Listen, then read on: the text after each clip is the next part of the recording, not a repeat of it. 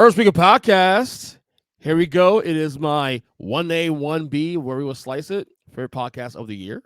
It is the NBA Over-Unders pod. And of course, every season we do it with my two guys here. The degenerate, of course, Zach. 11-year veteran of the Earnestly podcast, of course. I dressed up. I wore the same shirt as last night, so I'm working real hard on it. And the professor himself is Chris Chrismanic. What's up, buddy? Rocking a new Bengals jersey I got for my birthday. Oh, nice. When was your birthday, by the way? The 24th. Of September? Yeah, 4 days ago. And you didn't say anything to us? Motherfucker, you didn't say anything to me. Well, first of all, you're not on social media, so I can't really talk to you and see whoa. Old man still has Facebook, I need, okay? you know what? You don't need to, I'm gonna mark this down on my calendar so I know next time. I feel bad. You're family, man. Come on. 35 years old, man. You catch up to me. Yeah, I'm the caramel bear between vanilla and chocolate bear. That's true. Anyway, as I just said earlier on the top of the show, which just started like a minute ago, this is my favorite podcast of the year. I mean, NFL Over-Unders and NBA Over-Unders. As always, it's always a marathon. So let's get started right away. The first team, let's go as we always do, A through U, W. Watch the last one. First team here we go. The Atlanta Hawks. Their over-under number is 45.5. Last season they went 43-39. Yeah, obviously, who they signed again? They signed like the kid from San Antonio. They traded for Murray. Ton. We went over this. Murray. I'm not gonna break this down. If you guys want to know all the transactions, It wasn't even a shit ton. It was a bunch of first round picks. So I mean, yeah. Well, if you guys want to know all the transactions that happened, obviously we actually did a podcast over the summer, breaking down the offseason grades and stuff. So I'm not gonna get into that. Yeah, but and you forgot every single person that got drafted or traded that you had to keep reminding you. Well, again, Zach, I have kids. Shut up. Anyway, 45.5 is the Hawks. Last year a little bit of a step back. Remember, they went to Eastern Conference Finals. Started slow last year. Made a late run. You made the play in. Won the play in. Played first round with the Heat. Lost in 5. I'll go. What do I have here? I think I'm under this one. The East is stacked, man. I'll go slightly under. I think they'd be a 44-45 win team, but slightly under on the Hawks here. Chris. Well, Zach first.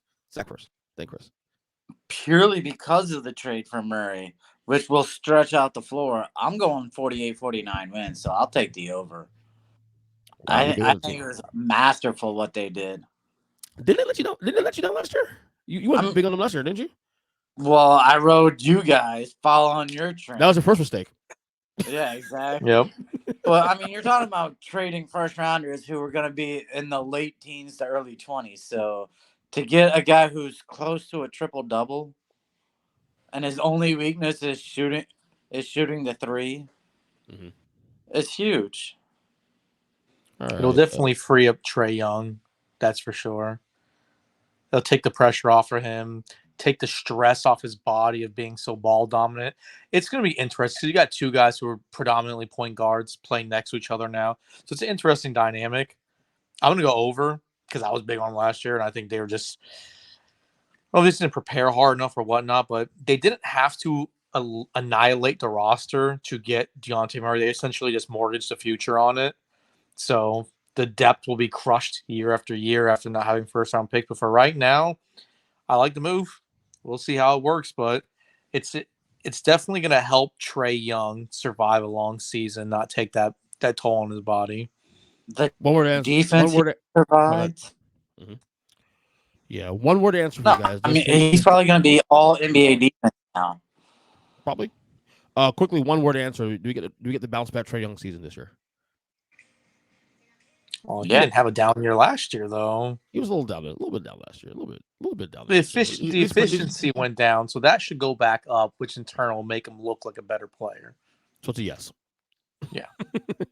Zach, bounce back for Trae? Look, that trade alone makes him a better player.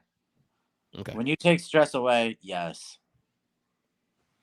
I'm with you. All right, next team here. Here we go. Lots of drama on this one. The Boston Celtics last year went 51-31. Overall number is 54.5. Of course, last year made the NBA Finals, lost in 6 to the Golden State Warriors. This year, a lot of expectations coming to the year, and then we find out last week that their head coach has been messing around with some folks in the front office and team staffers and all that, and he's out for this. He's suspended for the year. I guess the question here is this. Obviously, he had a fantastic first year as head coach. How much does a coach impact, or losing a coach rather, impact a team in terms of wins? That's the first question I want to find out. Zach, what do you think? Well, I mean, he shocked me last year because for half the season, I was laughing at you guys for taking the over because they were an absolute shit team until January 1st. Yep. So I think it's going to be the same thing. They're going to struggle out the gate. So, yeah, it makes a difference. Chris? I'm going to go under. I just don't. I feel like that's a big loss. And you kind of get that thing where feeling that they asked him if what's his name, Brad Stevens, was gonna if he would even step down and help out coaching the team, but it kind of has this Riley Spo feel where everyone thought that Riley shadow coached all those early Spo teams, so you got that feeling that Brad Stevens is really gonna help out Missoula on the bench, but yeah. That's a big blow, and then you lose your one of your offseason acquisitions for the year. Rob Williams is still out till early December, so you're gonna see some of those headaches and little bumps in the road to start the year off. They could make a deep run like they did last year in the second half, but I'm not so sure. I'm not as big as on Malcolm Brogdon, that move in general. I love the move, actually. That fit for that team. I don't know if I really love that move, but I mean, you just got to see if Jaylen Brown, Jason Tatum can take it to another level or at least maintain what they did last year. And that's really tough sometimes. So, especially with all the rumors going around them trying to acquire KD and this, that, and the other. So, we'll see. But I'm going under for them right now. Did you go under also, Zach? Well, I mean, your question was just asking about the situation. Right. But so I'm taking. Okay. It's way too high of an over for that team with that situation. But as far as the roster going into the playoffs, I think it's going to be so deep now. You don't have to worry about the offensive regression of having Smart on the court. When you can put Brogdon out there, that's huge. But to essentially win 55 games during the regular season and a deep East, no. Too high. Yeah, I first off when I did my predictions, I did it before the stuff even came out, and I had a slight over as it is anyway, a very slight over. Udoka's gonna cost you at least 4 to 5 games, at least, right? Maybe a little more than that. A few games, right? Few. So it's under. It's definitely under. So I'm saying. I wouldn't say a coach is 5 games. A few games at least. Well, I had a 55-27. So losing Udoka, you're losing at least a couple of games there. Well, and you also lose the second guy in charge. He went over. Will Hardy goes over to Utah as well. So Joe Mazzulla is a third guy down the list from last year. So I think it was just a bad over underline. 54.5 is just too high. Yeah, I actually I may parlay that in the future. Anyway, yeah, I'm under as well, you guys. Okay, next team here. Another team. Here we go. The Brooklyn Nets. Last year went 44-38. They were in the play-ins, a 7 seed. Made a play-in, won the play-in, lost, got swept by the Celtics. In the first round of playoffs. Their over-under this year is 50.5. Obviously, probably the most dramatic offseason of one team in the history of basketball. Certainly in the top 5 I've seen, based on the Kevin Durant, obviously the Kevin Durant trade rumors and what's going on with Ben Simmons and Kyrie Irving's. Will they opt in, not opt in? Will they trade him, not trade him, based on Kevin Durant's situation? And yet here we are now in late September as we record this podcast, and all 3 guys on the roster. I'm gonna go over here for one reason. I'm gonna assume that I'm not gonna say everything's gonna be perfect, but I think mostly speaking here, I think they'll get the shit right. There's no more vaccinations mandates in New York. As long as Kyrie stays healthy, let's see what Ben Simmons does. I think Kevin Durant is thirsty to get some wins here. Look, I don't know how they'll do in the playoffs. But at least for the regular season, 15.5 seems a little low based on the drama last year. I think they'll correct that this year a little bit. So give me the over on the Nets. Go ahead, Zach. Yeah, I'll take the over, and I think the addition of Royce O'Neal, that's going to be huge on the defensive part. So you got him and Simmons playing defense. Kyrie's going out there for a 4-year contract.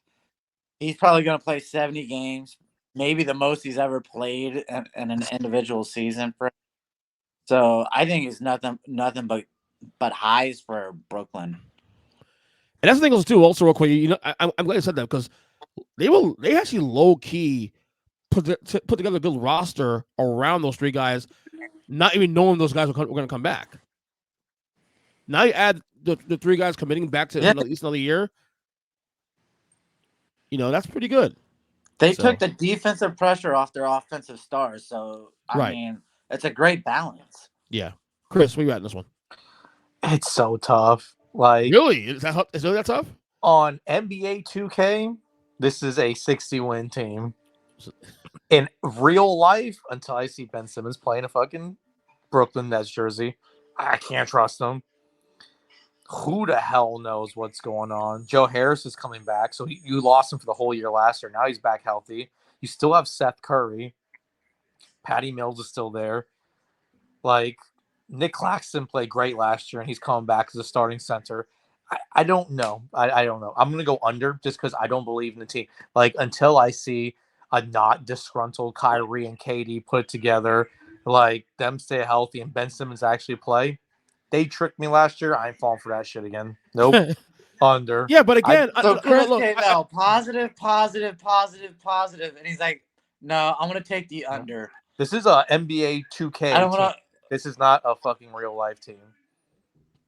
That's what you're saying. I see the the fear, but all things equal here. Again, plus, all things equal. You have the turmoil with like the whole Nash and Sean Marks thing with fucking KD too. Like, oh my god, like.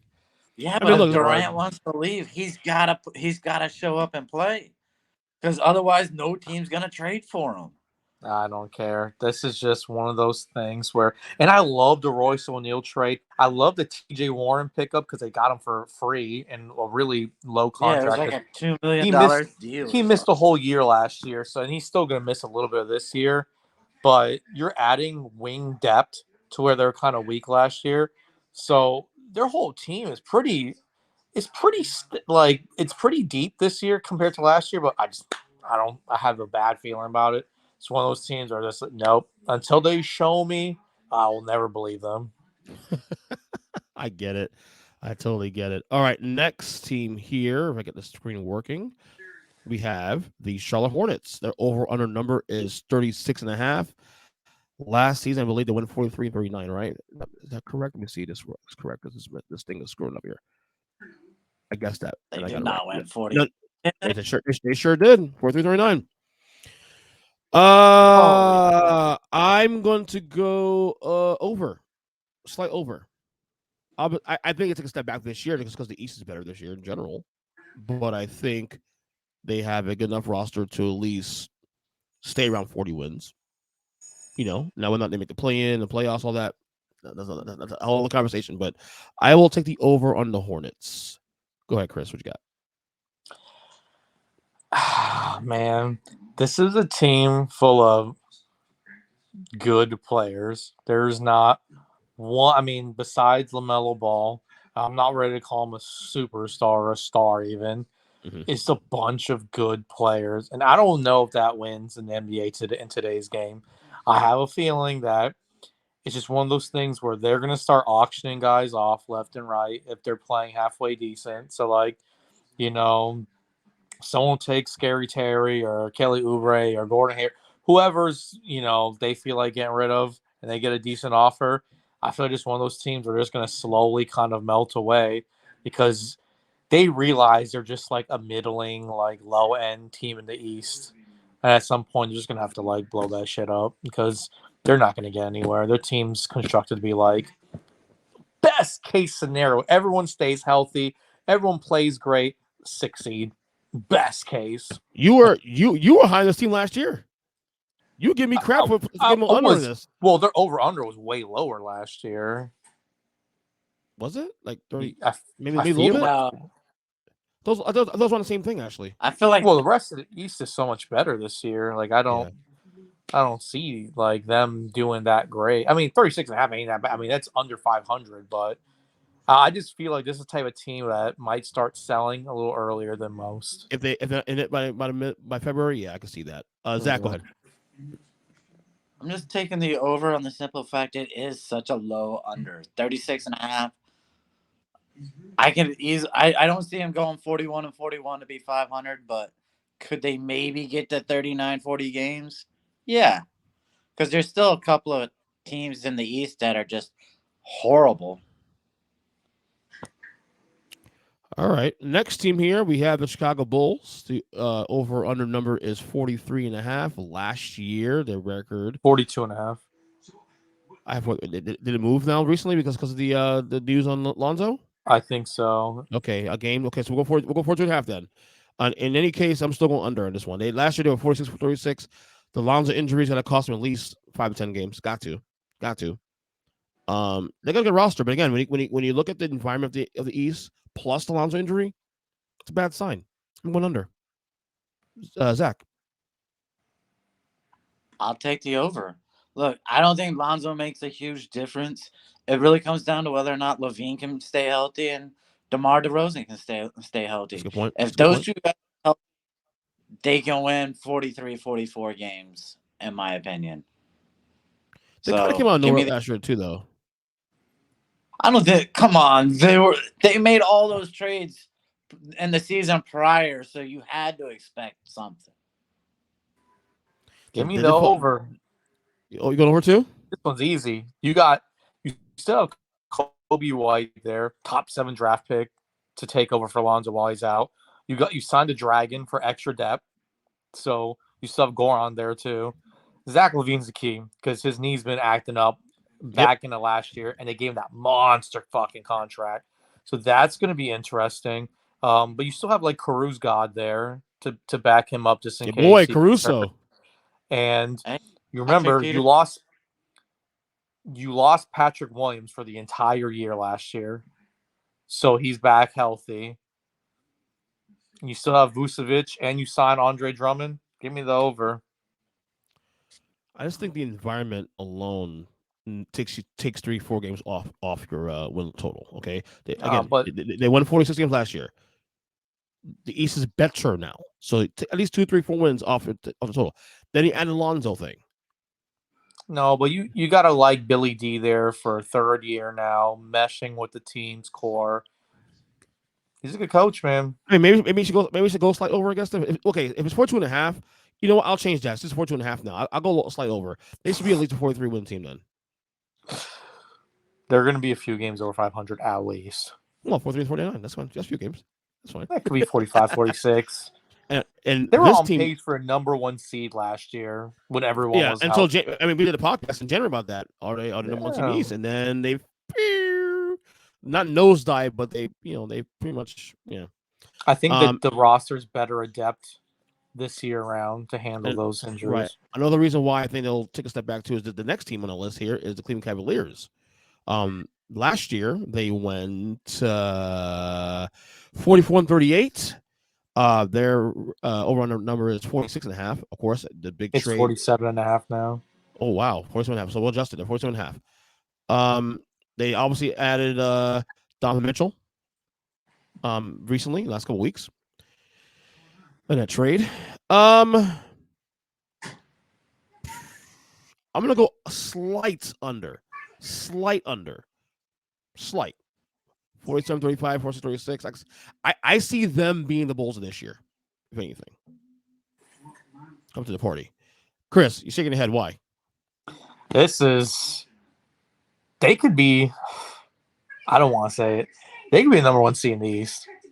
I swear to God. That team is so stacked. I love the roster. I love the youth. They did not have to give up anybody. So you're talking about the main piece of that trade was a guy that played 1 game last year.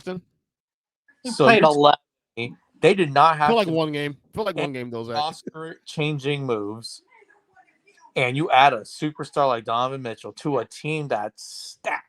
You keep Ricky Rubio. Darius Garland's only ascending. Karis LeVert's still there playing great. Okoro's only getting better. Evan Mobley's only getting better. You still have Kevin Love with the veteran leadership. Jared Allen's only getting better. Give me the over. They're up there, top 3 in the East. We'll see. Zachary. Oh, I'm taking the over big time. If there's a team that could go into the top 4, yes. And the key of it all is going to be Kevin Love. Because talk about a trade asset getting near the trade deadline. If you have any holes in your lineup, you could trade him for somebody. Because they're trying to let Jared Allen and Evan Mobley take all the minutes at the 4 and the 5. So he's been relegated to the bench, getting like 15 minutes. So you managed to trade him for another asset. Oh, I think 50 wins. Okay.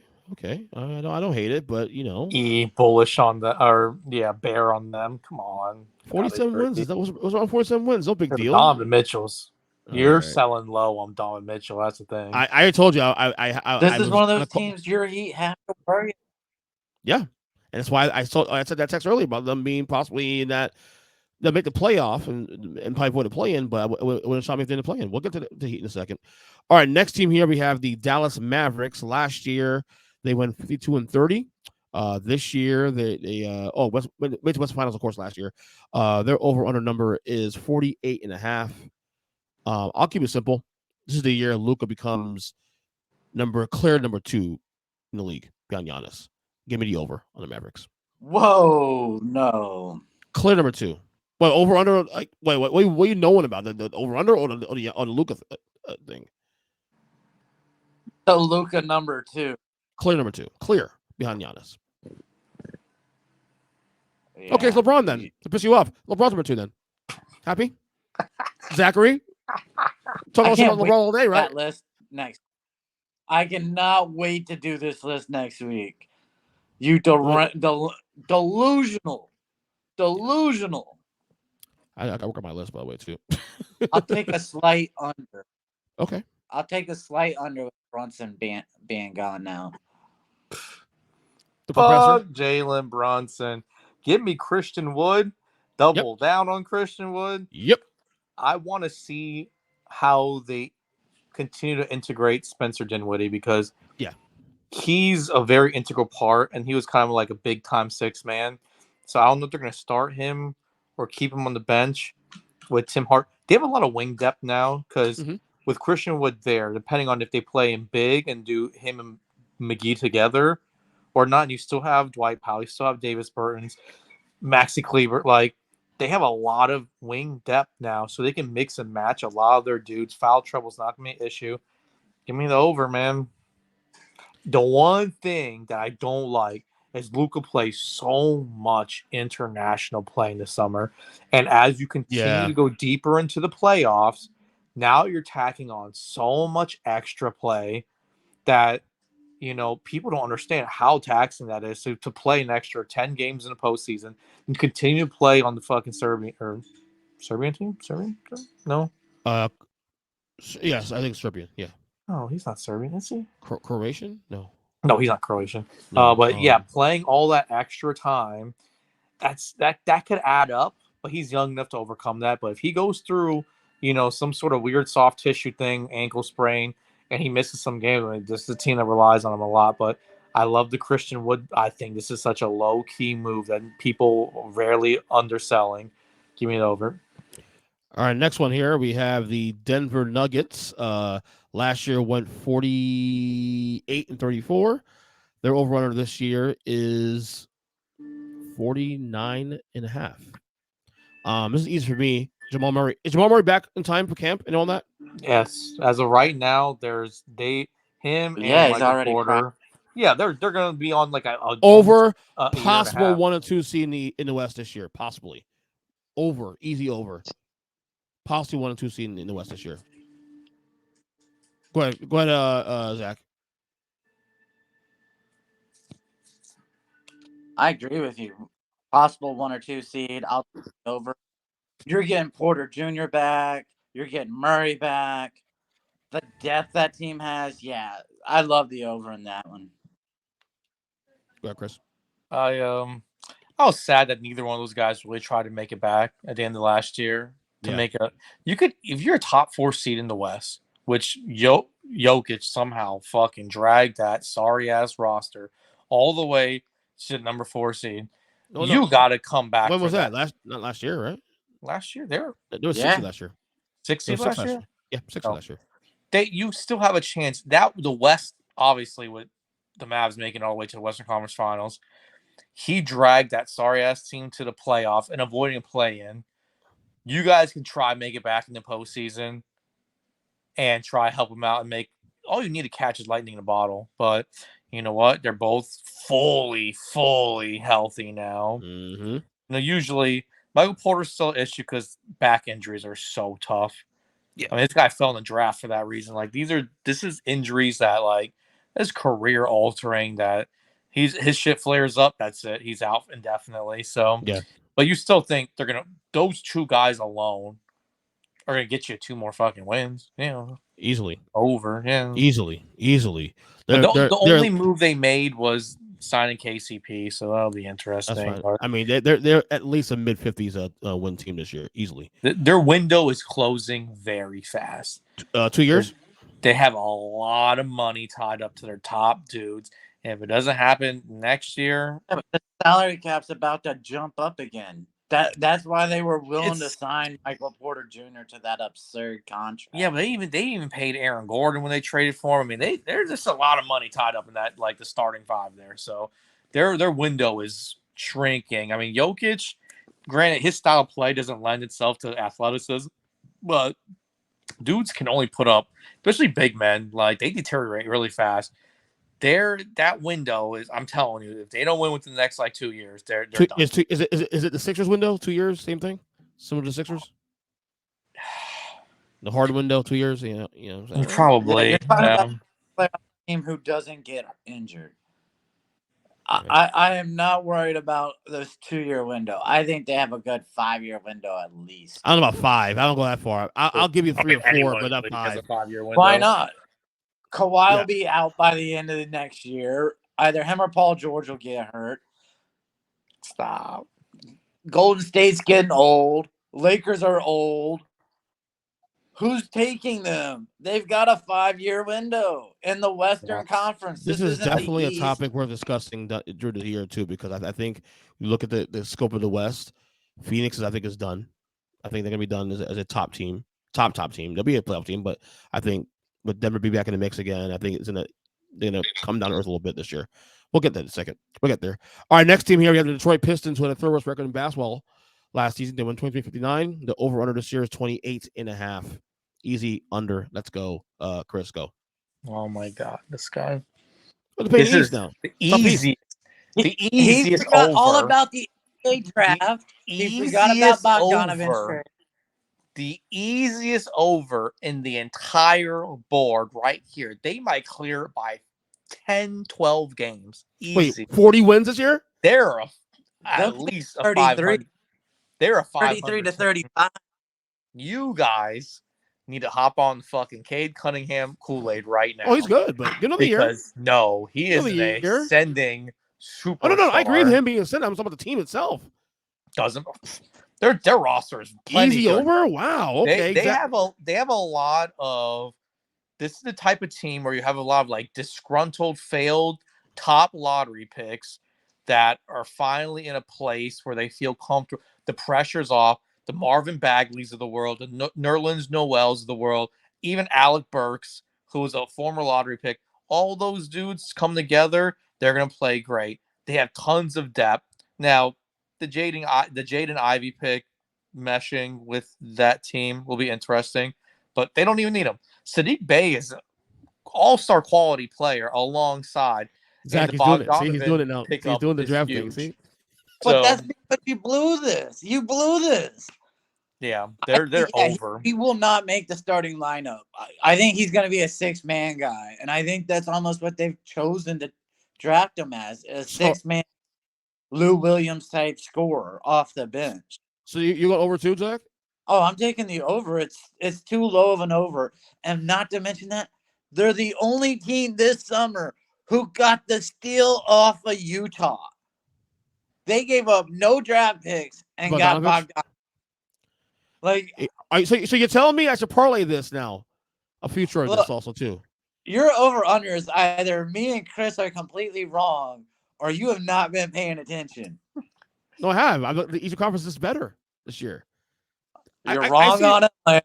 You're wrong on this team. 28-54. Is that okay? Dude, okay. Cade Cunningham is a bona fide 22-7-7 player this year. Okay, so I just put an asterisk on this team to watch this team this year. I might even parlay it just because you got so emotional about it. So, but I'll stick the under just because I have it. It's just for the argument's sake. And we'll arrive at this end of the year on a podcast and see who was right, who was wrong. Every single one of your over-unders. All right, next one here we have the Golden State Warriors. Obviously won the NBA championship last year. Has 4 rings with Steph Curry, the second greatest point guard of all time. Yes, Chris, he is. Last year with 329, the over-under number is, as I told you guys in text last week, feels low. 51.5 over-under for the champs. I want to go over, obviously. I don't know what am I missing here? You mean so they can't get at least 52 wins this year? Chris, go. I'm taking the over. Okay, Zach got the over. Chris, go. What am I missing here, Professor? They lost a little depth. Yeah, no, they lost Gary Payton Jr. And what else? What third? I think the interesting thing we'll see is how they play Andrew Wiggins and Jonathan Kuminga, because I feel like they're not going to be able to afford Wiggins long term. So they're going to kind of skew his play and play Kuminga more and see what they have in the future to see if they really need to break the bank open for Andrew Wiggins. So that'll be interesting. Or it'll be interesting to see how they play with the lineups, because they might play Wiggins at the stretch 4, Draymond the 5, or Looney, and try to keep Draymond healthier because he's been breaking down a little bit lately. Mm-hmm. And but I mean, you still have Poole, you still have Curry, you still have Thompson. But even with that, last year they won 53 games. Okay, in a year where Clay missed the first 2.5, 3 months of the year. Okay, Draymond missed a chunk of the year. Still got healthy, still got 53 wins and a title. You mean tell me that even the things you said there about, they may fuck with Wiggins a little bit here to devalue him a little bit, they still can't get 52 wins? Oh no, they're going to. It's over. And James Wiseman, I think it'll be interesting if he actually ever steps up or not. I am parlaying this shit. Well, that's the thing. If Wiseman can come back and play, it's not getting or limiting Andrew Wiggins. They're opening the door and saying, okay, Draymond, it's been great, but you can go ahead and walk out the door. There's no way they're re-signing him. No way they give him an extension. Unless that's money. He better enjoy this last bit of money. This is the thing: is if he knows that he's a system player built for them, and no one else is really going to break the bank for him, or if he really needs the money anymore because he's made so much already, he's got his big second contract, so he might stay for like a significantly less money. Well, that's it though. Is he self-aware? That's just it. That's just the question. Yeah. He would have to be willing to accept a $10 million or less. And it's gonna be that. Yeah, it's gotta be to get those guys together. It's gotta be. He's a mid-level exception at this point. All right, next team here we have the Houston Rockets. Last year had the worst record in basketball at 20-62. This year the over/under is 23.5. Easy under. Let's go. They trade Christian Wood on top of that, but they're rebuilding. It is what it is. I can see some sparks here for this team though, but they're rebuilding. So, Chris, what you got? I'm under. I love the Jabari Smith pick. So they're super young. Like, they're not even at the NBA League Pass must-watch team yet. Like, it'll be nice to see if like Jalen Green turns into like a more like super stud scorer, but I just don't see shit from this team. Like, this might be the worst team in the league. So, last year. Go ahead, Zach. I'm taking the under too. I'm with you guys, and I put all of it on Jalen Green. I think that was a miss of a pick. He's not the shooter they thought he was going to be. So you have a guy who is 40% from the field, not from 3-point land, but from the field. That They sets you have back when like that, or make a pick like that. Excuse me. they have a lot of me players on that team, which like Kevin Porter Jr. is like one of those like stat stuffing dudes. Like Jalen Green's all about him. Eric Gordon's pretty much just trying to play to get traded to a contender. So they have a lot of dudes that are looking out for themselves. I don't see a team aspect there yet. They're missing a piece. So that's why I'm really low on them. All right, next team here we have the breaking news. Aaron Judge his homer tied Aaron Ramirez. Just hit it. All right, Indiana Pacers last year went 25-57. Their overall number this year was 24.5. I want to take a slight It's down to 23 over. and a half now. Wait, 23.5 now? Yeah. Even more reason to take a slide over now. Slide over for the Pacers. Slide over. Be a little frisky. Zach, what you got?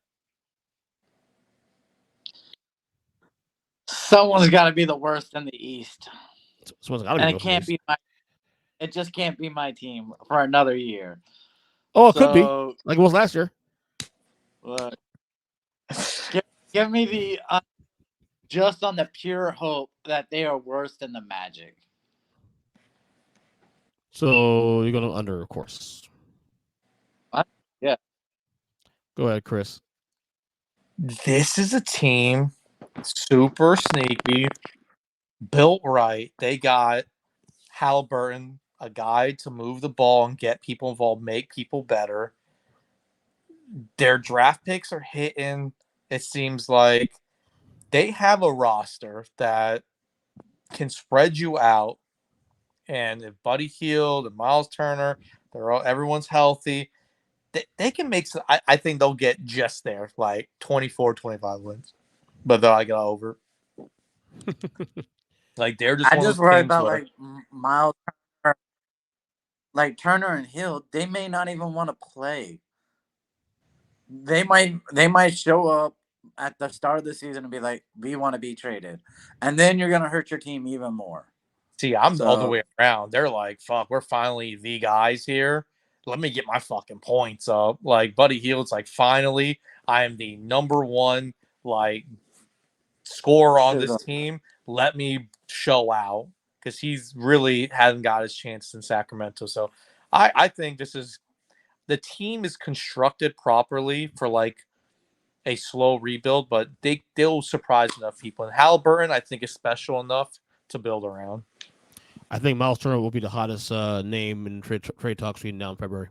That's sure. Our centers just aren't that valuable, man. I say that, and the fucking Gobert gets like $8 million. Exactly. So that there's always a dumb team, but but his contract is so cheap that he is valuable. Not only that, he also does more than freaking Gobert. Salaries. He also does more than Gobert, in my opinion. So anyway, next team here we have. You do not know basketball. The LA Clippers last year went 42-40, albeit all that without Kawhi Leonard and a chunk of Paul George missing time too, especially made a play-in, lost in the play-in game. Their overall number is 52.5. Kawhi's back. Kawhi looks jacked. I know what's a good thing or not. We'll see. Ty Lue had one of the underrated performance of the year, coaching performance of the year last season. The fact that team was even in position to make the playoffs, based on everything went last year, was pretty phenomenal, especially in a tough West. Kawhi's back. Paul George will be healthy. It's a good roster. John Wall now there. He's motivated. It could be an over. This is going to be one of the top 2 or 3 seeds in the West this year. So it's going to be over. Chris, what you got? This is the revenge tour for Paul George, Kawhi, and John Wall. Healthy, rejuvenated John Wall. Give me the over, man. I believe in this team. I believe that this is finally the year. Everything clicks, and they run through the West. You see, that's like dominant wing play right there.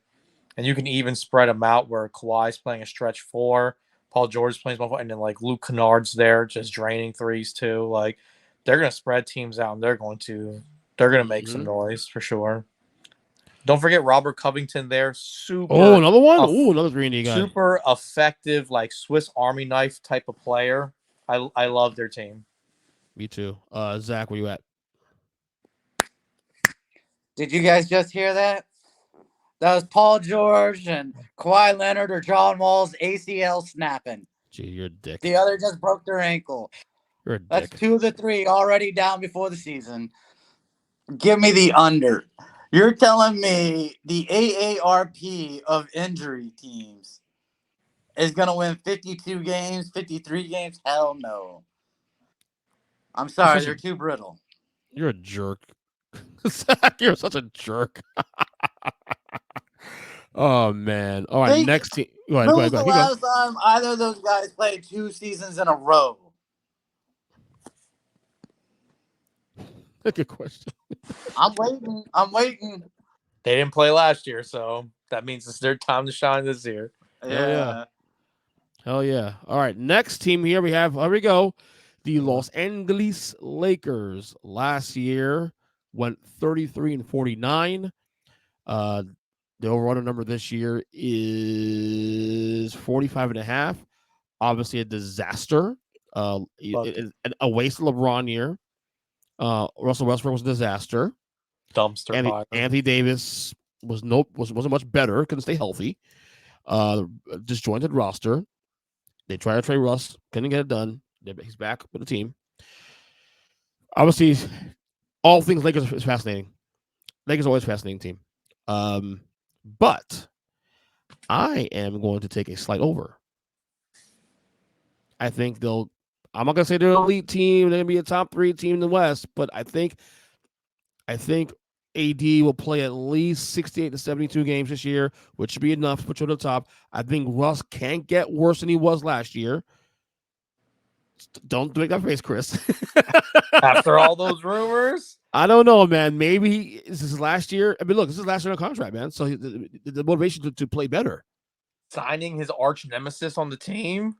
Apparently they patched things up, man. Apparently things are pretty cool about those 2 guys now. So give me a slight over. I could see a 48, 47 win team this year in LA.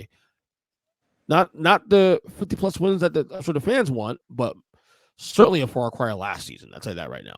Zach, where you at? I want to start out with reminding you about 20 of those 30 points that LeBron averaged a game weren't wasted minutes when they were already losing by 20 and 30 at the start of the second half. All right. They were getting blown out every goddamn game. So to think he's going to make a difference now, no. Give me the under. Because AD ain't playing 60 games. I'm just concerned with like their positional overlapping where like you have Schroeder back. Kendrick Nunn might finally play because he didn't play last year. Yeah, that's you have Westbrook and Pat Bev. So you got like 4 dudes that pretty much only played like point guard their entire fucking career. So now you have a bunch of combo guards, to be honest. So it's like, what are you going to do there? You don't have a single established like 2 guard. LeBron showing signs of wear and tear. Anthony Davis, a walking wear and tear. The center position isn't very like there's nothing on that team that screams like, holy shit, they're going to be so much better than next year. All I see is an even bigger headache for that team. I don't even know Westbrook and LeBron James have talked since the end of last season. Like, I don't know. I don't see that dynamic getting any better for them. And the way the roster construction is, I just don't see hope for it. I'm going under. They watched the same. What was that, Zach? They watched the same damn basketball game, exhibition basketball game. Yeah, on other sides of the court. Yeah. They sat on different sides of the court. It's one of those things where it's like, I don't know how they're going to make roster. Yeah, one thing about LeBron, I can't just don't stand the see whole. it. This is on One thing- NBA go ahead. 2K. 61 team on NBA 2K. In real life, Of course, under 46. totally get it. All right, next team here. Here we go, Chris. Your boys, the Memphis Grizzlies. Last year went 56-26. This year, the over-under is 48.5. Made it to the second round of the playoffs last season. A great little showing against the Warriors, losing 6. Half that series without John Morant. This is definitely an over, obviously. I think they'll take us a little bit of a step back this year, a little bit. But because of the environment of the Western Conference. But this will be a top 4, probably a top 4 team in the West. It's going to be an over. Zach, go first. You said everything. All I'll say is they got a top 10 player leading the team. All right. Mm-hmm. I'll take over, but winning 56 games like last year, that seems a little high. That shit ain't happening this year, but it's definitely. definitely And they call out breaks too. Also, it came out of nowhere a little bit. Yeah. It's gonna be tough because the style of John Morant leading the entire league in points in the paint does not bode well for a dude that's not of the thickest of frames. So we'll see if he can still stay healthy, playing that Allen Iverson style of ball where he's just going in and wiping out every play. It's scary every time he hits the deck, but still got your solid role players. If Desmond Bane can take another incremental step up, Dylan Brooks another incremental step up, Zaire Williams pans out as a lottery pick, but you still have Brandon Clark holding it down, playing 4-5.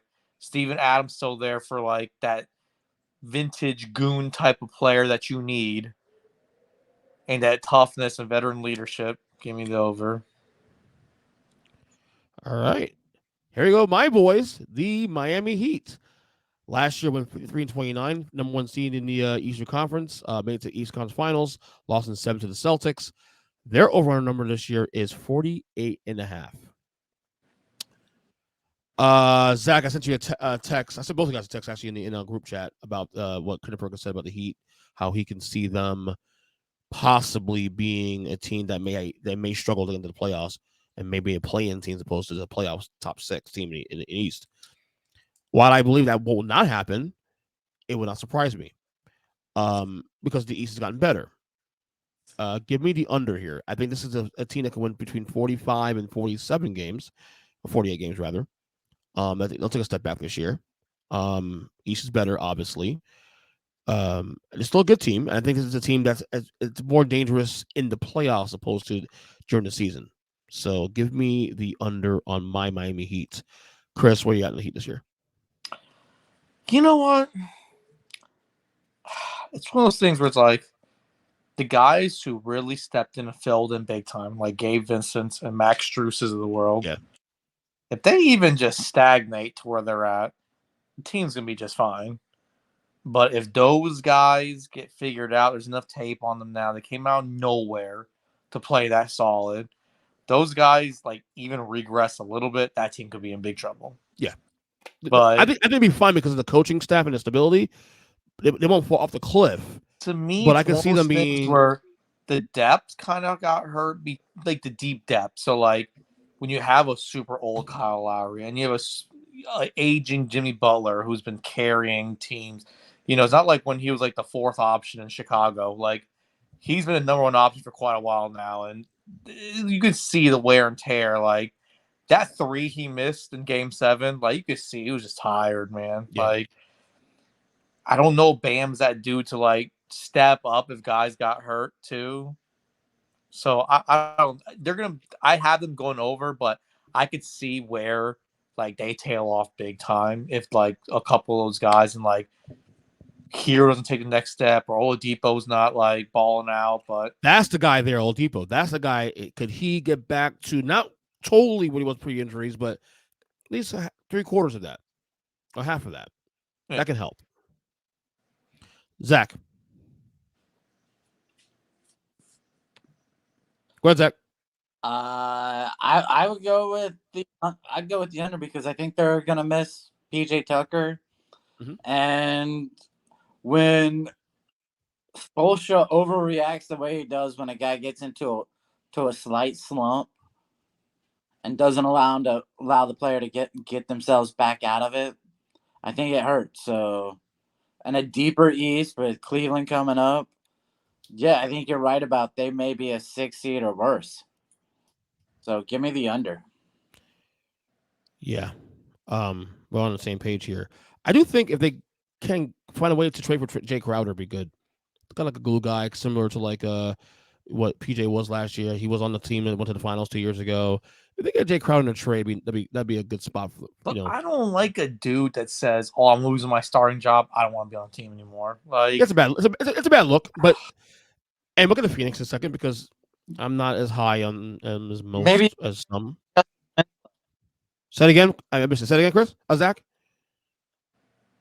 I said maybe you can bring back Justice Winslow. Oh God, no! He's a great kid, but no, we're good. We're good on that one. Where is he? Where is he? By the way, is he still in? Was he in Memphis last time? No. He's in Portland. Okay, great kid. Don't get me wrong, but man. Anyway, next team here we have the Milwaukee Bucks. So last year went 51-31. Their over number rather is 52.5. Made it to the second round of playoffs last season for losing the Celtics in 7 games. Obviously, you know the story. They didn't have Chris Middleton for a chunk of the playoffs, for half of the first round and all the second round. You talk about revenge tours, Chris. This team is on the way back, way over. Giannis is clear-cut best player in the league. You don't think clear-cut best player in the league? Is that really a conversation now? We're doing that? No, that's not why I'm making that face. Oh, I'm going to be next week. Say it again. Zach, say it again. I missed that. We will be having that discussion next week. Ooh, okay. Anyway, way over for the Milwaukee Bucks. Why are you teasing him for? Why don't you wait until next week to do the show? And why are you telling listeners all that? Wait till next week. Because you keep talking about he's clear cut. He's clear cut. He's not even there. We'll get there next week, and I'll tell you how you're wrong. So I'm going over in the Bucks. Zach, what you got in the Bucks? I'm gonna have to take the over just because they're a stacked team. I'm gonna send this clip to him. I'm gonna send this fucking clip to him, to Giannis, before the season starts. Just saying. Pissing him off. Good. And include Steph Curry lost guy after guy and managed to win a championship. You lose one guy, you can't carry shit. You can't carry bags. Okay, so you got over. Chris, go ahead. Zach gives you a fucking heart attack.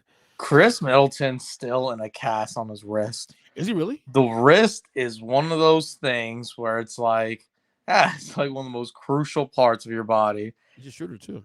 I don't know how I feel because there's no timetable for it. And then your other decent pickup was Joe Ingles. He's out till after damn near All-Star break. Really? So it's yeah, of course, still covering. So it's I don't know how to feel about this team because they kind of sputtered out the gate last year. And just probably feel themselves, win a title, feel themselves, tea leaves, we're the best. I don't know, but Chris Middleton is one of those dudes, I'm so big on him. Two-way player, stud, but fucked up his MCL in the playoffs last year. Fucked up his wrists going into the offseason. I don't know if they're going to stay afloat enough for them to really contend at the top of the East. Come playoff time, different story. They have the experience now with that core, with that big three, but I think they're going to go under. I'm not big on that win total. But don't think that I don't have them going deep into the playoffs. They could still win the East, but in the regular season, the way they kind of last year, and it's kind of the same roster except some guys are coming in banged up. I'm not feeling it. Okay. Interesting analysis there, Chris, from the professor here. All right, next one we have the Minnesota Timberwolves. Sorry, I can't say their name without fucking laughing at them all season, of course. Last year went 46-36. Their overall number is 48.5. Of course, their offseason all about Rudy Gobert, trading the entire team and a bag of chips and pretzels and stuff for Rudy Gobert because Danny Ainge won everything in the whole farm. They're a dumb team, obviously, but they're a good team also too. Even with Rudy Gobert, However, I will take a slight under on the 48.5. I don't think they're 50+1 team. I don't think Rudy Gobert moves the needle that much, but he'll solidify them being a decent team. So give me the under on the T-Wolves. Chris, where are you at in this one? It's interesting that you don't think you think they're gonna be the same exact team as last year. Okay, so they win a game or two more, but also the West is going to be a little better this year too than it was last year. So it kind of evens itself out a little bit. You know what I'm saying? I mean, everything comes down to, does Anthony Edwards take the next step? Yes. Well, then how do you not give them more wins? I don't think Environment D'Lo can play any worse than he did last year. I would be shocked because he played fucking heinous last year. Mm-hmm. He was the single reason why they lost to Memphis.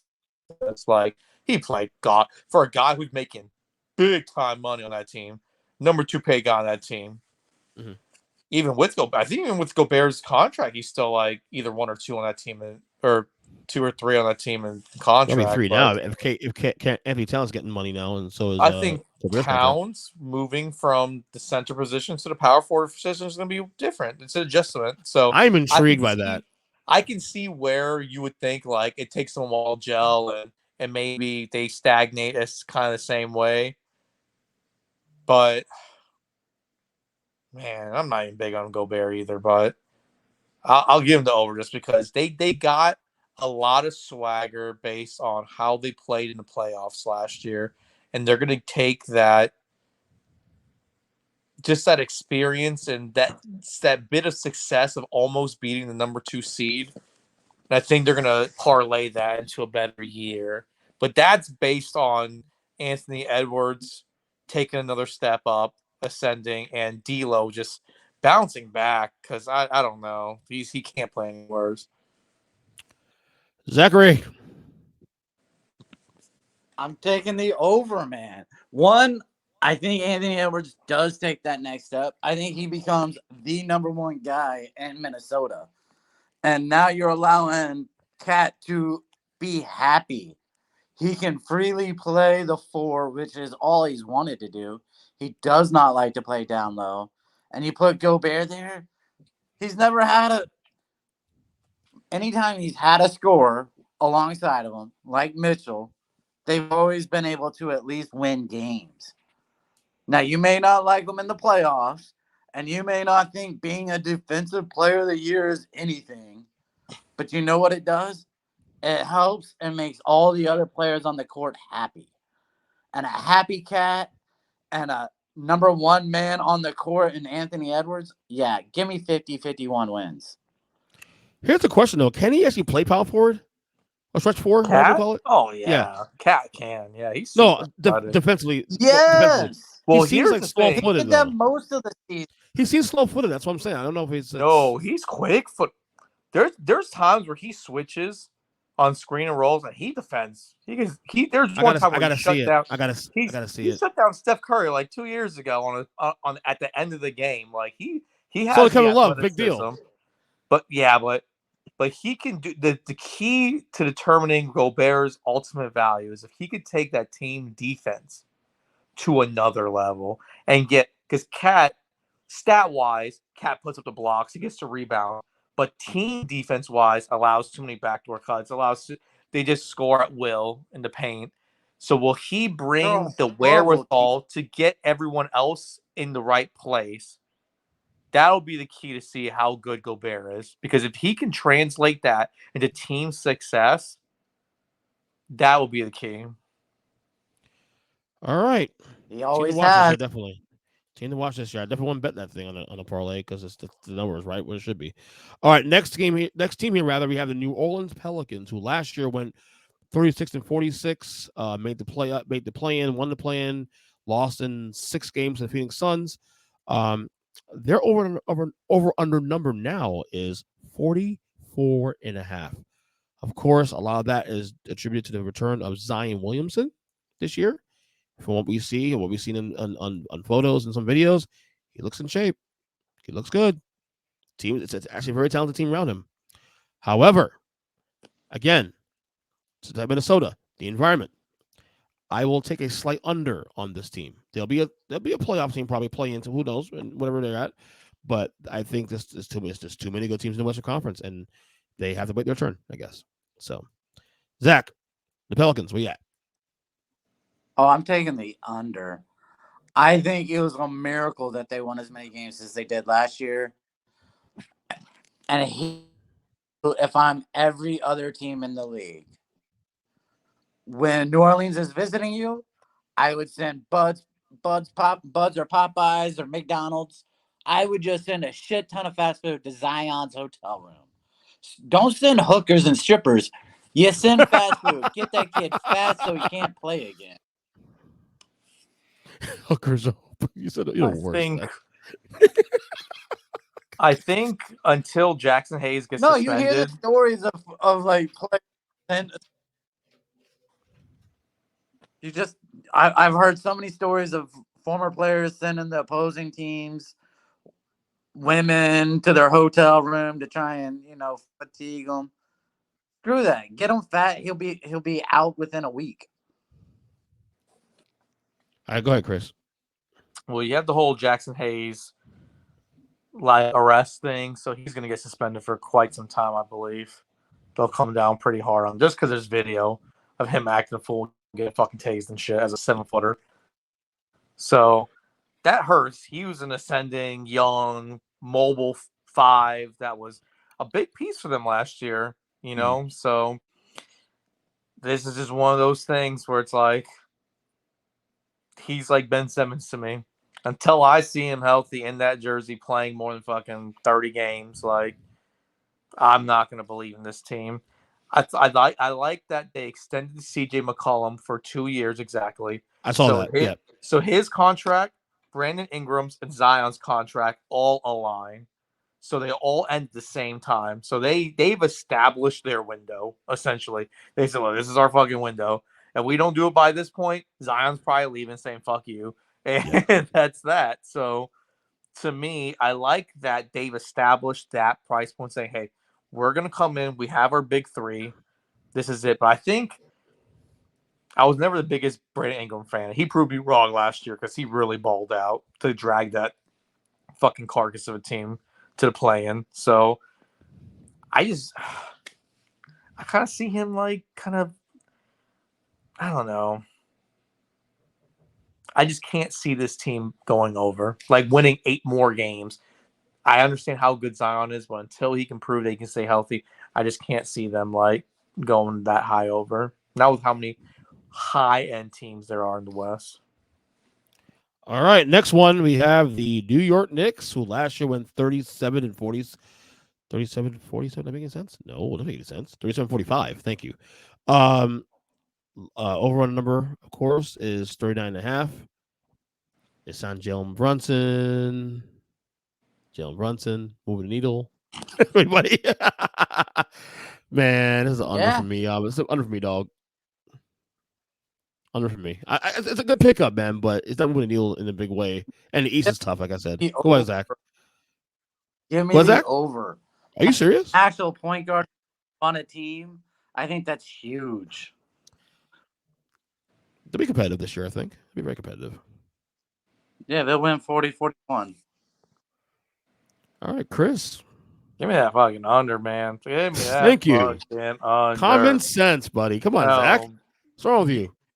That's just the type of team where, you still don't know if you're going to, trot out fucking Julius Randle or Obi Toppin at the 4. So you're just going to have that shit going. Mitchell Robinson, he's nice.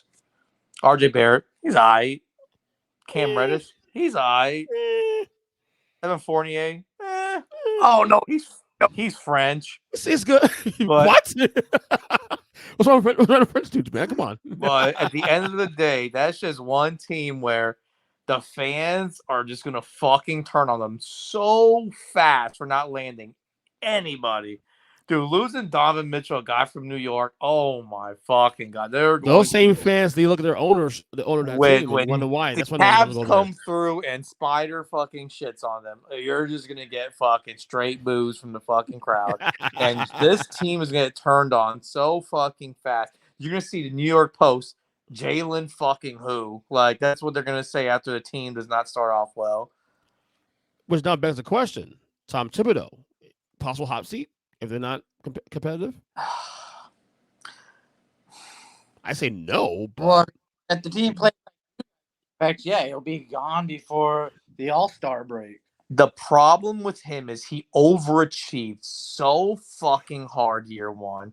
And when you overachieve with some fucking garbo roster, you can only go downhill. I think the fans will turn on the owner. Oh, they already have, but I think they'll put enough Long blame time on ago. him where the newspapers won't give Tibbs shit. So I think he's fine. But it's tough. He set the bar too high for himself year one with a really bad roster. yeah.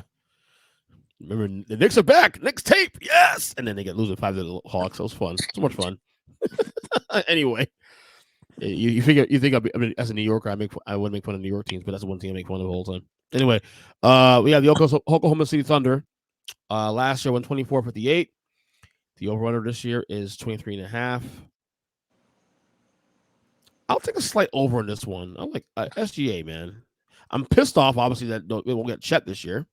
Chet Holmgren. Most depressing storyline. So depressing. Dude, I'm so depressing. Reminds me of Embiid year one. You know, when we lost Embiid for the first couple of years. Yeah. But give me over. I think SGA is good enough to just get you to the mid-20s. So, Zach? Give me the under for the exact same person you just talked about. I haven't seen him do jack squat with that team. And yet all you do is Shea Alexander. Oh, that's Chris's He's boy. so good. That's Chris's boy. That's Chris's boy. No, Josh Giddey. Josh Giddey would be the only reason why they could win 24, 25 games. Go ahead, Chris. But give me the under. It's a rough roster without Chet. I'll tell you that much. Of course. That combo with Giddey and Chet and SGA and Lou Dort, you know, continuing to get better. But, man. I mean, this is team, like, they really need, like, Trey Mann or somebody to, like, really just Darius Baisley, someone just to, like, come out of nowhere and just ball out to fill in the gaps for them. Like, I got them going under. But, yeah, if Chet was there, hopefully he channels your inner Embiid year one and fucking gains, like, 60 pounds while he was fucking injured because he, boy, needs it. But I was so excited. I was so excited watching him in summer league and this and that, and then the injury happens. Like, what the fuck, dude? Seriously, come on. As an NBA fan, because they shut him down in summer league so he doesn't get hurt, and he plays like in the fucking Drew League and fucking gets hurt. As an NBA fan, it's so depressing. It really is. It really is. Anyway, it's my favorite part of the podcast now, where we make fun of Zach. Now, here's Orlando Magic. Last year, 22-60. Zachary. This year, over under 26.5. Ooh. I know what the fuck they're seeing. Pablo's there. Yeah. Pablo. Hey, Pablo. Under. Chris, go ahead. Start first. Man. You know what? He looked damn good in fucking preseason in summer league, but it's summer league. Oh, man. That's right. There's so much hope for the team.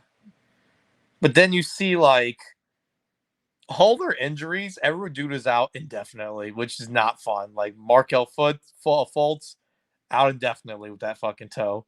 Jonathan Isaac out indefinitely. Done squat, so it doesn't matter.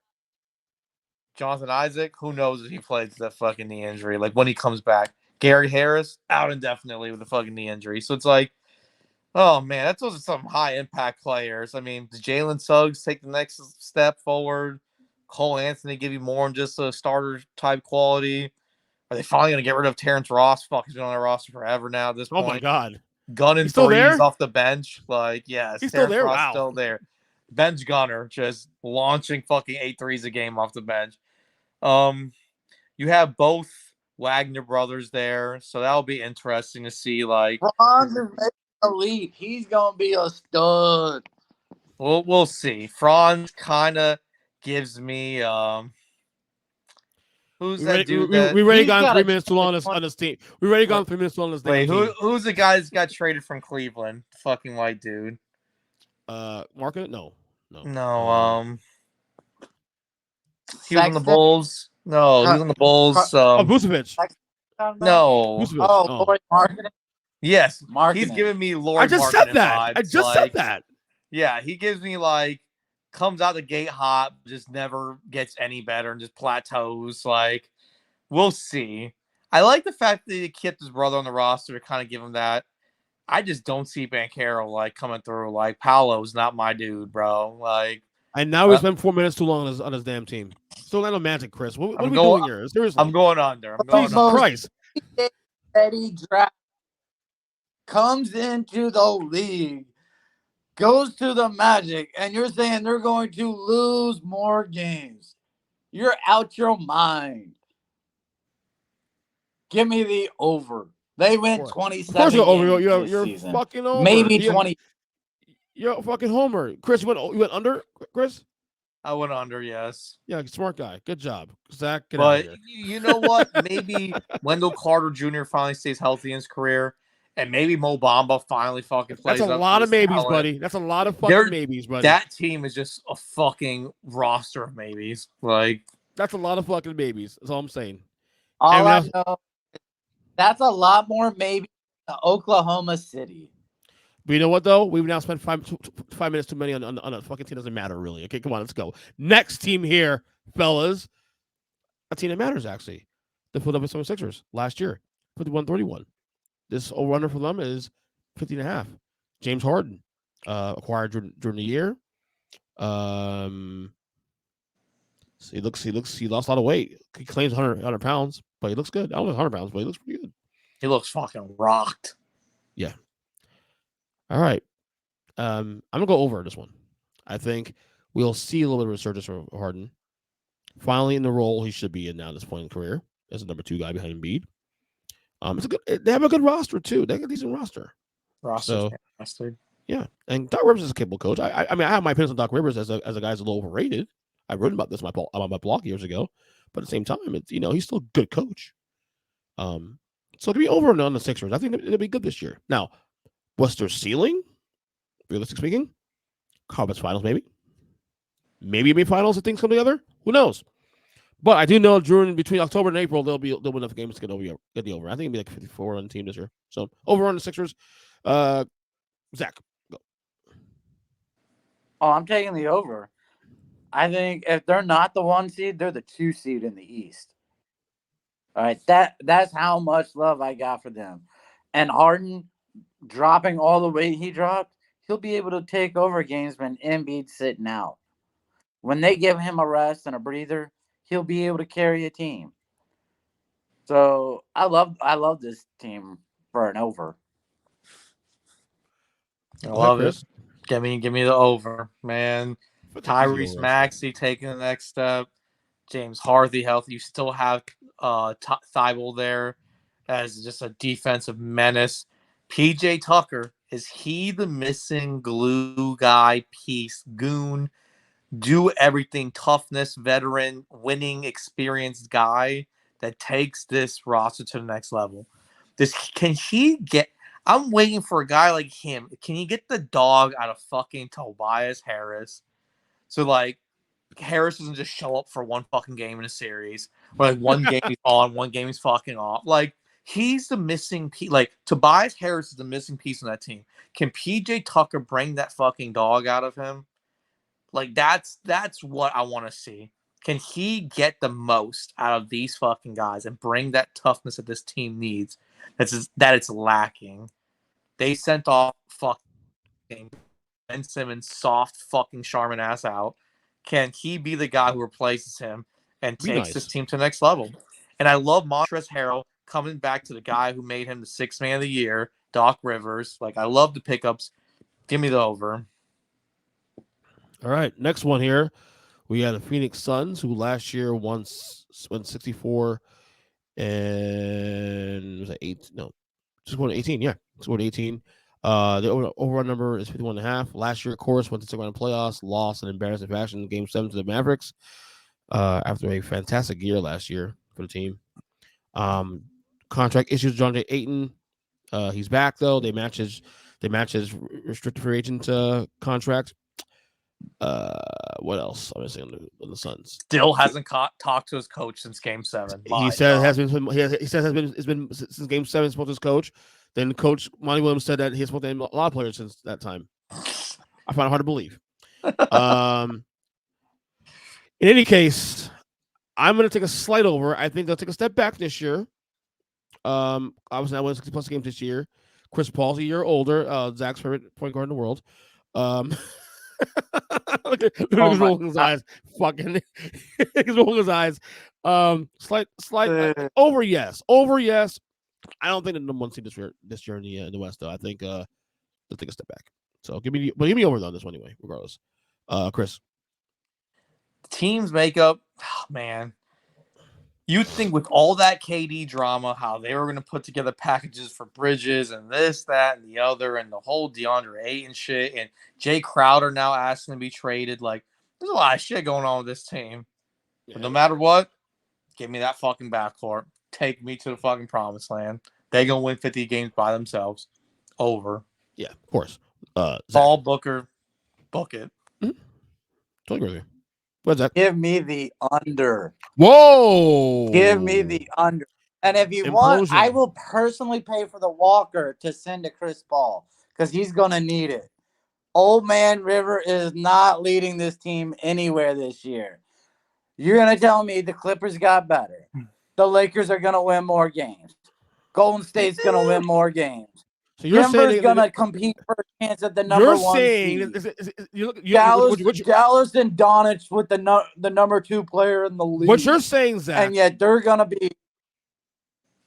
You're saying that everyone got better, but 15 game swing. 12 games. No. Well, they won 64, 51 and a half. He said way under. I'm saying he'll 52 and a half. Oh, I have 51 and a half. 52 and a half. Still over. Still 12 games. That's a lot of fucking games, man. It's a lot of games. That's what you're saying? If they win 50, I will be shocked. Okay.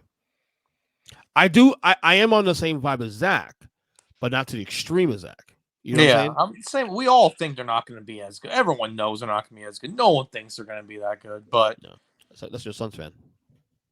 Oh, Chris Paul. They're going to win at least 53 fucking games. Yeah, I got to at least. But the team alone is just too. Same coaching staff. Now, don't forget they have the issues with the owner too. I mean, there's a lot of fucking drama on that team. Yeah, that too. Owner can't stop saying well, they should be happy. Like, that should make Chris Paul happy. He wants to get rid of him. Oh, he'll be gone. So, all right, next one here.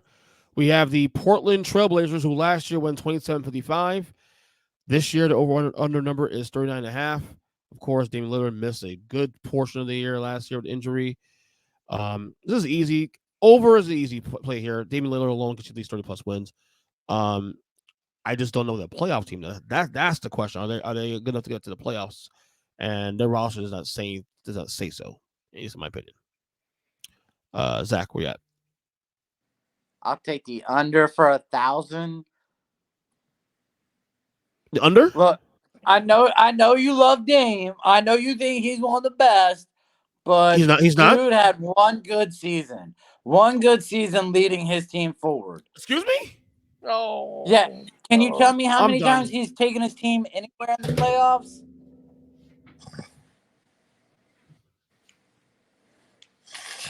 Oh, and when you come back, Ernest, tell me who their number 2 is now. Jeremy Grant. Can't forget that pickup. Jeremy Grant. Yeah. Now, go ahead. Okay, Zach. One good season for Damian Lillard, really? Yeah. How many times has he competed for anything? Well, I mean, he had the 1 year conference finals, yes. But one good season for Dame, come on. I mean, that's a little harsh, man. Here's the interesting thing. Okay. How many times has he shot over 40% from 3? When everyone wants to say he's this great shooter. He's a clutch shooter, yes. He's a little more inefficient. I'll give you this. He's a little more inefficient in comparison to Curry from range, but you made it seem like he's well rated, and I disagree with that. Yeah, I think he is way overrated. I think the better question is this, real quick, for you guys is: I know he's saying the right things about like wanting to stay there long term. But do you think is there any point this year he says, and I know he got a new contract recently, I want out? No. Absolutely. He seems genuine about wanting to be in Portland. But I just get the feeling at some point you got to figure out, okay, listen, you're not going to win here. You're not getting talent to play there with you. You're only getting worse and worse. You're getting worse and getting worse. What now? You just said he's great and can do all this shit. No, I didn't say that. I said they'll get the over. I don't think they make the playoffs this year. To be honest with you, I don't think they even make the play-in probably this year.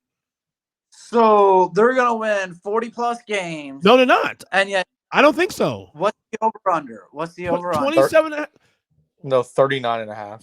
No. Oh, 39.5. So they have to win 40+ games. Oh, is what you're saying. No. I read that wrong. I apologize, guys. Under. Sorry. Under. Okay, stop giving me shit then. No, but you're saying the guy fucking sucks. I'm saying he's not a winner. Okay. See, I think you guys missed the ball here. Okay, The most interesting thing with the team is this is the first year without CJ there. First full year, yeah. And Anthony Simons has only played good when he has been there pretty much leading the team. So it's going to be interesting to see how his game matches with Dame's once he gets it, because Simons is super fucking ball dominant. And so is Dame. So maybe Dame allows him to play a little more off the ball, and Dame's just a spot-up three-point shooter. Gary Payne Jr. is there now. I liked Jeremy Grant move. Yusuf Nurkic healthy again. I mean, I think it's 500 football. I mean, a 500 basketball team, man. I'd give me over. I think it's a 500 team. 41-41. Good luck to you. Why the under? So, and I say 38 tops. 38 tops. Okay, yeah, I'm with you there. Between 36 and 38. All right, next one here we have the Sacramento Kings, who last year went 30-52.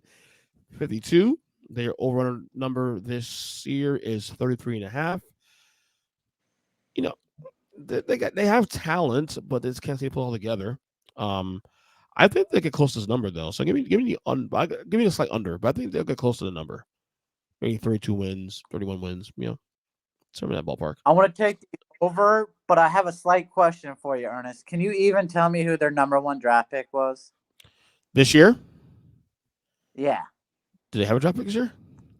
Yes. They had the steal of the NBA draft. Who was it again? They got the steal. Keegan Murray. Okay. Murray. Right. I believe he was runner-up for Player of the Year, I believe. Good player. Yeah, but is he making? Great shooter. Is he getting to mid-30s wins this year in the Western Conference? Probably not. It's one of those things where who's not ball dominant. I think they're finally fitting the team around the core, and I think I've been over on this team like every fucking year we do this shit. Yeah, and every year you're wrong. I'm fucking wrong every year. Exactly. So you know what? Give me the fucking over again. One more time. Double down, motherfucker. I don't know why. But double down between the Aaron Fox and Davion Mitchell in the backcourt. They got Kevin Huerter now, which but he's a guy he is not looking for his own. You got Malik Monk there, Harrison Barnes there, like Mike Brown time, baby. You know what? Give me the over. Domantas Sabonis, fucking love it. Let's go. I almost want to take the over now because you said that. It's because you're so exuberant about it. Just I gotta be right one of these fucking years. That's all I'm gonna say. I gotta be fucking right one of these years. At some point, right? Where does Zach go? Zach is probably so pissed off we lost him in a second. There he is. My internet sucks. I know it's been rough all night tonight. It's okay. What you got here, Zachary, for the Kings? On Sacramento. The over? Yeah. Okay, just cutting out. That's why. All right, next team here. San Antonio Spurs last year win 34 games. Over under is 22.5. What year is this, Chris? 1983. Like seriously, I've never outside the 1 year. No, not even that year because Roberts got hurt and they got Duncan in the draft, and obviously the number was a lot higher than that. I don't think I've ever seen the Spurs at any point in my life, pre-Duncan years, even this low over under coming into the season. Like pre-Admiral years, like 88 post Gervin maybe mid late 80s. I'm gonna go over, and I have no good reason why I'm going over, because I just cannot imagine a Greg Popovich led team losing more than 60 games in a year. So give me the slight over on this one. They'll win 23 games, but they're not losing 60 fucking games this year. Sorry, I can't. Popovich, come on, I can't see it. I can't see it. I have no good reason why I'm saying that. I just can't see Popovich being that bad, or his team being that bad, for that matter. Chris, where you at on this one? Tell me you agree with me on this one. Man, this is one of those teams where it's like they shipped off their best player for future fucking assets, got nothing in return. They shipped off Murray and got fucking nothing. They know something. They paid Keldon Johnson. That's about it. This team's fucking, but his roster is fucking hot dog water. Like, it is fucking bad. I almost want to just go over for the pure fact that, like, somehow, some way, fucking Pop extracts every ounce of talent from every single, like, Romeo Langford, former lottery pick, somehow is a stud. Like, there's all these dudes out there, like, maybe the fucking Jeremy Sochan draft pick that was befuddling at, like, wherever they drafted in top 10. Maybe that's, I don't know what it is. Maybe Zach Collins, former top 10 pick, he extracts every fucking ounce of juice from every one of these guys. I still go under. I still go fucking under. I can't find it. I can't find it. I can't look at this roster and say, like, there's all right, no go fucking ahead. way. Go ahead, Zach. I'm taking the under too. Of course you are. I mean, they're literally trying to tank for a guy they don't even know will be able to succeed against American talent. They are. What is that? Wanamaker is. He's you no longer can even. You just don't even get to draft who you want to draft now when you are the worst team in the league. With the only knock on him is that he's French. By the way, it took an hour and 27 minutes of this podcast, but Zach sounds clear as shit. Thank God for the internet, right? Or good internet, for a matter. Dude, I told you my Wi-Fi kept going down because of the storm. Yeah, I know. No, I live out west. I'm not mad at you. All right, next one here. 3 teams to go, guys. Toronto Raptors last year, 48-34 last season. This over-under for them is 45.5. I'm going to go under. Again, just like everything else, teams are ascending. Cleveland's and those Atlanta's ascending. Someone's going to come down, right? Toronto's a good candidate as any to come down a little bit. They're probably still a playoff team, probably play-in team, but, you know, I get under. That's all. Zach. I love this team. I mean, they've got Scotty Barnes, who your boy.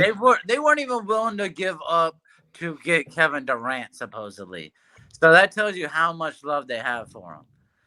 The scary thing for the East, you're talking about a team that an over-under is 45, and that is a team competing for the 7th seed in the East. Yeah. That is how good the East has become. And it's only taken 2 decades. More than that, actually. For the depth, yes. For the depth in the East. This is finally to the point where congratulations. The West had the teams like way under 500 making the play-in teams. Like, yeah. I have faith in Chris's favorite coach. So, bro, I was just gonna say, I pick under almost every year because I feel like their numbers will end. Fucking Nick Nurse does it. I'll never bet against him. Give me the over. I don't like the roster at all. But give me the fucking over. Nick Nurse, he's probably top. He's like top 3 coach in the NBA. He's definitely right top, now. he's definitely top 5. Definitely top Like, 5. he's And so arguably fucking top good. 3. So Better you than went Spo. you went. Shut up. You went you went over. Zach went under. No, I went over. Oh, you both the assholes under. Get to me again. All right, whatever. All right, next team here we have the Utah Jazz, who's over on a number. Well, last year they won 49 games. Over on number this year is 25 and a half. We've been paying attention to the sub off season. They've cleaned out the house this summer. Get rid of Rudy Gobert, Donovan Mitchell, the janitor, the cook, the maid, some front office guys. Yeah, Danny Ainge style. This will be the worst team in basketball next year. No. No, well, I'm going under on this one anyway. Chris, Still better. Chris, Chris, go first. Chris, go first. Go. Still better than San Antonio's roster. Oh my god, San Antonio's fucking hot dog water. At least this team. Yeah, but they got Greg Popovich, buddy. Yeah, but you know what? What did he do last year? 134 games last year. What's wrong with Will Hardy? Maybe he was the brains behind fucking Celtics. Who knows? Who knows? I'm going under. This is a fucking bad team too. This Of course is it a is. team where like when you take an entire roster and flip the entire thing, where like not one of these motherfuckers on like besides like Jordan Clarkson and Mike Conley, like no one else on the team last year. Like this is fucking yeah. You're just gonna need like a lot of these veteran dudes like Malik Beasley and fucking Colin Sexton. Like you need Sexton to bounce back and have a monster year. You need Mike Conley to actually want to fucking play hard. Like Clarkson to stay. I think Clarkson, you'll get that 6 Man of the Year award type of quality from him because he's going to want to go to a contender. Yeah, but showcase. Man, I don't like the front court at all. Like Olynyk and Markkanen being your starting 4 and 5. Like I'm good.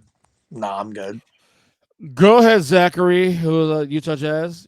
What does Vegas say when a team got rid of everything that had any potential on it, got back nothing but first rounders and players that were their team did not want, and yet they still have a higher over under than 4 other teams in the league? Like, that's a good point. I mean, I'm taking the under. Don't get me wrong, but that's actually a good point though by Zach. Though I have to admit that it's scary to admit that. Yeah. All right. And finally, the last team here on this list, the Washington Wizards. Last year went 35 and 47. This year, the over/under is 35 and a half. Of course, the big thing they did this offseason was re-sign their boy Bradley Beal to a big contract, a contract that Zach can't stand. oh my God, I'd have let that mofo walk in a heartbeat. Yeah. Oh man, give me the slide over on this one. They got Porzingis. They got Porzingis. Wait, hold on. They got Porzingis, right? They got Porzingis. They got a little decent pieces there. Look, they may not be a big playoff team this year, but can you win 38 games? Yeah, why not? Why couldn't win 38 games this year? What's that? That freaking edible must be kicking in right now. That's later. That's after the show. First, you're telling me that the East is stronger. That you don't even know if the Heat can make top 6. And yet you think... No, I said I can see that happen. I didn't say it's going to happen. I said I can see it playing out. And yet you think the Wizards could win 38 games? No, look, give me the under. If they win 32, I will be amazed. You got a guy who can't shoot getting $250 million. But you know what? They surrounded him with a bunch of dudes that can, though, man. They drafted Cody Kispert. Like, you got KP there. Kuz can still shoot. If Kuz isn't a shooter, he shoots good enough. Yeah, he shoots as good as Beal. If Hachimura can somehow ascend into like an actual serviceable, like potential all-star 4, that will be key. But I mean, they signed Monty Morris from Denver. Be interesting to see how he fits in that role now next to Beal. You get Will Barton too. I don't know, man. You guys just got you got to explain the math to me. All these teams are going to win so many games in the East, and yet that's supposed to mean there are teams in the East that take a step back. You sound mad. Because your math doesn't add up. I mean, the 35 and a half, can they win 36 games? Thank you. No, they can't. Okay. I mean, because Zach said so. The thing is, they're one Beal. Like, if Beal gets hurt at all, maybe they win 38 games. If KP gets hurt, they're for sure under. Like, oh, yeah, of course. It only takes one injury to those two guys, and their season's over.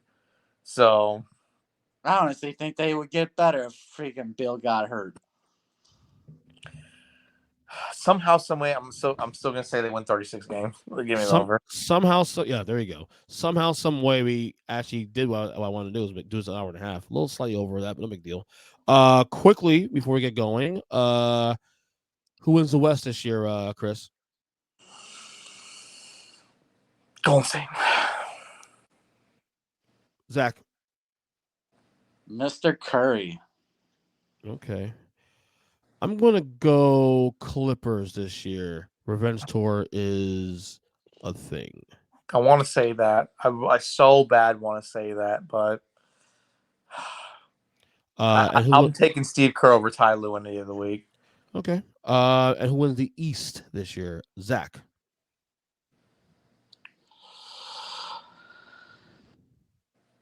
I'm going Philly. Okay. Interesting. Professor?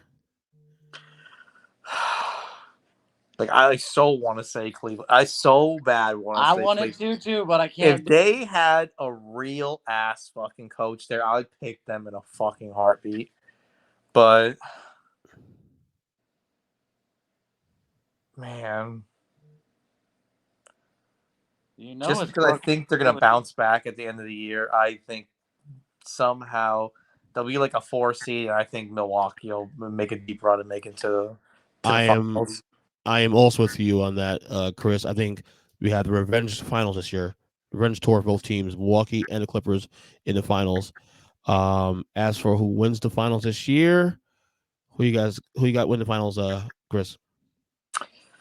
In my scenario where it's Bucks and Warriors, oh man, Mr. Curry. That's you, Zach? Oh yeah. I mean, I think Drew is good enough as all. Granted, if I think the Bucks are making the finals, they're all healthy. I think Drew can put the clamps on the Curry, and no one can guard Giannis. I'll take the Bucks. I am also taking the Bucks as well too. Giannis has second ring, and we now have a conversation about him being in the echelon of top 10, 15 players at some point. Just saying. MVP this year? Oh, that's tough. Embiid. I was really close to saying Embiid. Like, I was so close to saying that. They want to give it to him so bad. Yeah. I'm gonna pick Ernest's boy. Give me Luka. Ooh. They want to give it to a white dude. Give it to Luka. They got the last 2 years. You're talking about the same guy, Jokic. Oh yeah, but he's like he's not marketable because he's super foreign. Like, Luka's less foreign. There's tears of whiteness here. Tears of whiteness. No, I tell you now, Jokic ain't winning next year. That's for damn sure. I had Giannis, but God, I think Embiid could actually win this year. I'm looking at teams that are ascending. I don't think they give it. There's no fucking way they give it to a big man this year. No fucking way. I'll go Giannis. It's 4 years in a row already, isn't it? Give me Giannis. Yeah, because Giannis was in the combo last year on a down year.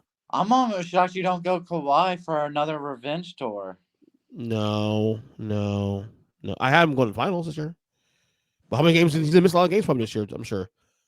Come on, that's what he does. It's part of his DNA. Do we have any dark horse MVPs? Come on, each person give one crazy dark horse pick. Rudy Gobert. No, I'm joking. Does Steph Curry count as a dark horse? I think so. Yeah, a little I bit. don't think anyone I can puts see him that. in the. I don't think anyone He's puts him not in the guaranteed conversation anymore anymore. because his team alone. Yeah. Let me look at the teams real quick and just kind of get an idea. Just kind of see what those might. Dark Actually, horse. If Boston can actually come out the gate pretty well, I can see Tatum being in the conversation. yeah, Yeah. that's who I was about to go with. Say. Other than that, let me see. Dark horse. I mean, could Memphis match at least what they did last year? John Morant? Who knows?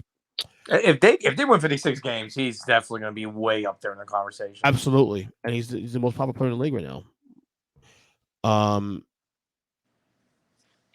What about? Nah, I was gonna say Trey Young, but he got to win more than 51 games. See, I think you're on something. I think Cat would be the guy that could. I was gonna say him too, but I think Cat's like the dark horse too. That like if anyone's going to win it, the reason why I won't go there though, because I had the under in them. I don't think they're gonna win more than 46 and a half games. See, I don't think Cat because I think Anthony Edwards takes over on the team. So yeah, I don't know, man. This is a step up. I don't think he diminishes. I think if Cat puts up but see, the thing about Cat is if he hits some like insane clip at the 3-point line, he could put up some like historic season at the 4 position, like just in all categories. That's gonna be like like into the analytical day and age of the NBA. He could put up some like freak stat line this year, and that's why I think he can come out of nowhere and win. All right. I'm looking at anybody else I'm listening here, but that's about it really of dark horses here that can make some noise. Maybe Donovan Mitchell if they go nuts. Maybe I doubt it, but yeah, that's about it. I mean, obviously got KD is always the conversation if they have a great year.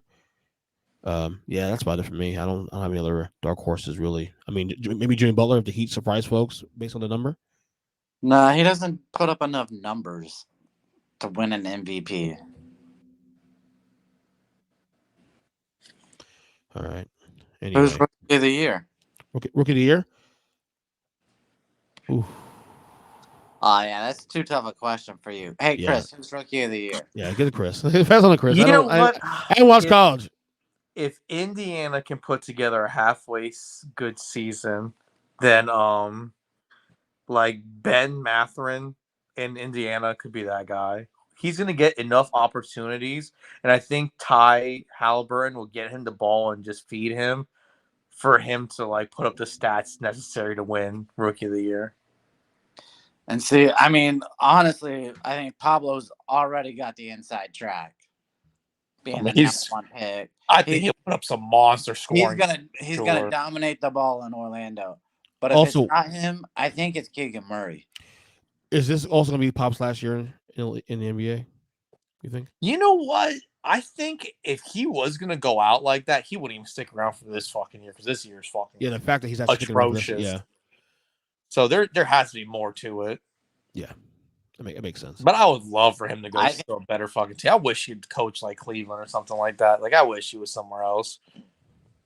Why would he do that? He has control. He has full control of autonomy in San Antonio. Why would he change that? You know.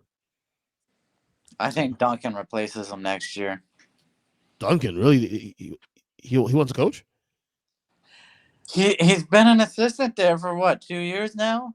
It was interesting. I think Becky Hammond left because there was a game where Pop got ejected and he let Tim Duncan coach the team instead of Becky Hammond, who'd been on that bench for a long time. Mm-hmm. And she left to the WNBA and won a championship. Yep. Won a championship. Hey. So, first year. It'll be interesting to see. I think you never see players that fucking good this day and age coach. So I think I don't think he's gonna do it. The Jay Kidd's last one I think I saw. Oh, Steve Nash, last one I saw that's done that. Oh, Steve Nash. Jay Kidd. I mean guys like Hall of Fame guys, Hall of Famers. I just don't see a woman coaching in the NBA. Being the head coach.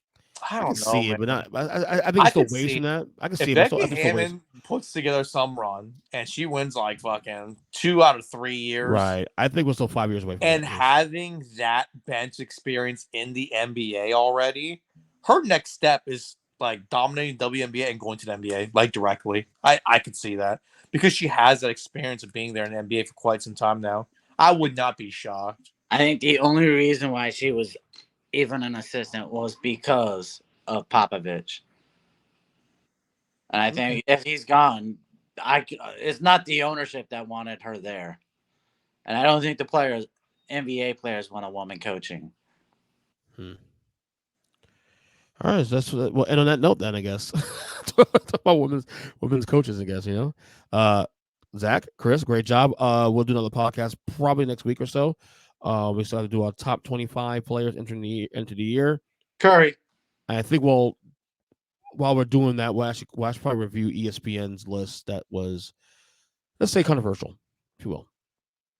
Yeah, CBS had a better list than they did. Yeah, but CBS's power rankings are horrible. NFL power rankings are fucking horrible.